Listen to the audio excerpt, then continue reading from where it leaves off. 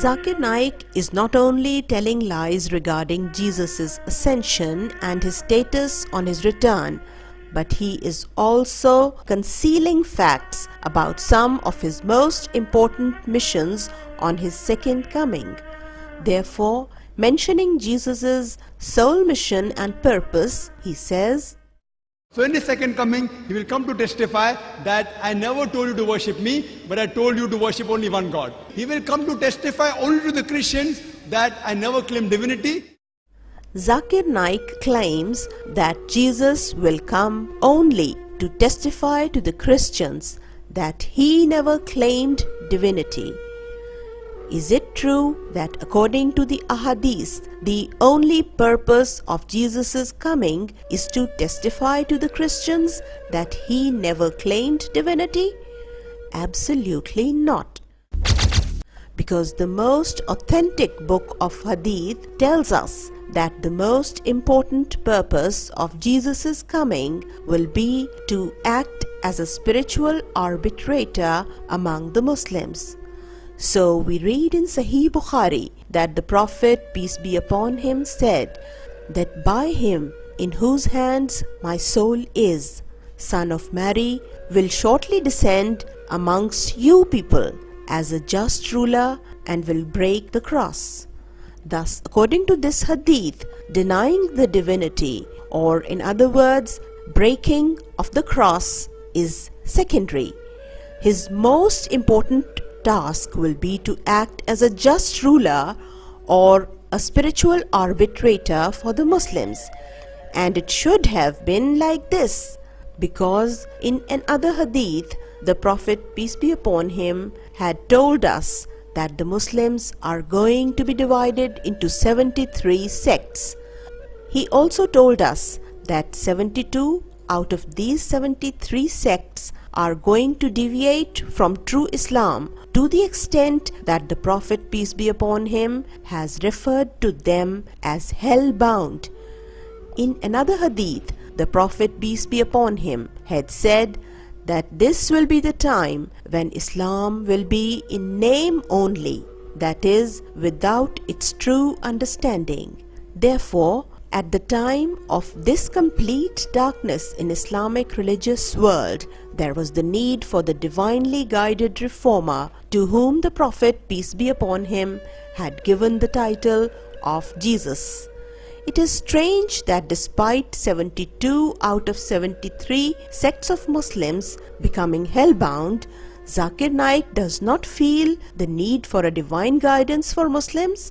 Rather, he insists that a man of the vision and spiritual status of Jesus will do nothing to take these 72 hell-bound sects of Muslims back to true Islam.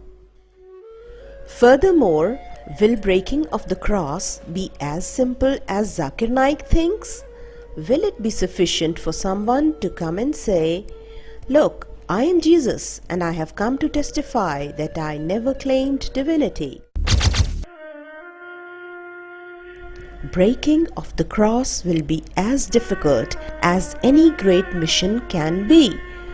Breaking of the cross needs rational evidences from the books of the Christians themselves and from history as well, that Jesus actually survived the crucifixion and migrated to Kashmir, where he later died a natural death like all other human beings, thus proving that there was nothing unique in him and that he was just like all other human prophets who lived and died on this earth.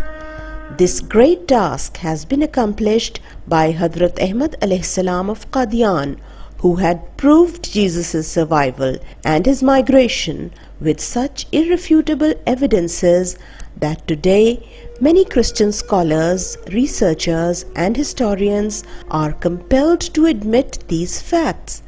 Many books have been written and many research documentaries have been made by the Christians themselves, accepting the fact that Jesus had survived the crucifixion and migrated to Kashmir.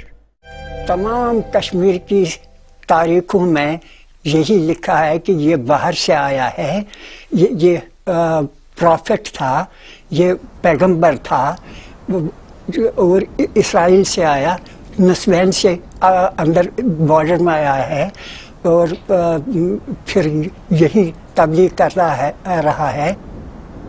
वही Jesus है, वही मसीह भी है, क्योंकि यूसुफ के माने हैं जो कोड़ी के मर्ज में हूँ उनको शिफा देने वाला, उनका इलाज करने वाला, जो शफायाब हुए। यूसुफ के दूसरे माने हैं जमा करने वाला। Yusuf continued to teach and to preach in Kashmir until he died around the year 80 AD. He was buried in Srinagar.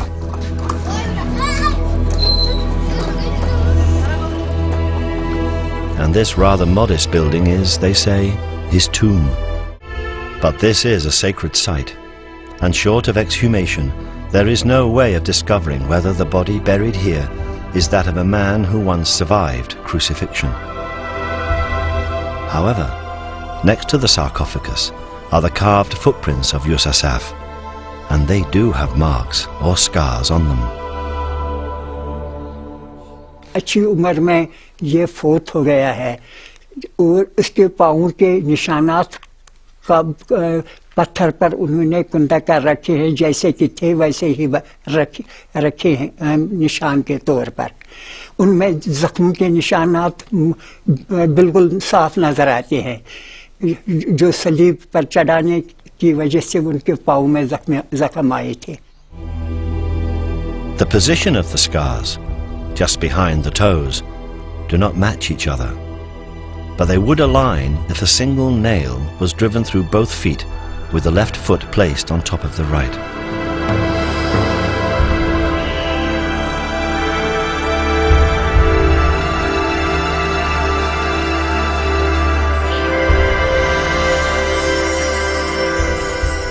There are many who believe this to be the tomb of Jesus. If this is the tomb of Jesus, then he spent most of his life in the mountain kingdom of Kashmir. He did not die on the cross. There was no resurrection. He did not ascend into heaven, and he does not sit at the right hand of God. For many Christians, this would be the end of Christianity as we know it. At the end, I would like to inform the viewers that the religious scriptures usually contain metaphors and parables. It was told in the Bible that Elijah was ascended to heaven and that he will return before the coming of the Messiah. Apparently, these were metaphoric statements. Ascending or rising up means exaltation of spiritual ranks, and descending or returning means coming of another prophet of similar characteristics.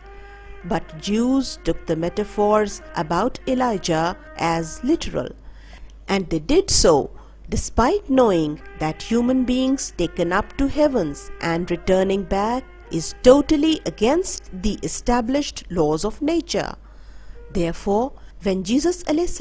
claimed to be their Messiah, they rejected him, saying that if you are the true Messiah, then why Elijah has not yet returned? It was Jesus a.s. himself who gave the verdict that once gone from our world, people never return. Thus he said that Elijah was not to come himself. Rather, it is John the Baptist who has come under his title, but the Jews have not recognized him. It is amazing that today return of the same Jesus is awaited, who himself had given the verdict that once gone from this world, people never return, rather others come in their name and character. Human beings physically ascending to heaven and thousands of years later returning is nothing more than a myth that has never happened in the past, nor will it happen in the future. The one who was to come under the title of Jesus has already come. Like the previous Messiah, His message is peace and love, and he has forbidden fighting and bloodshed in the name of God.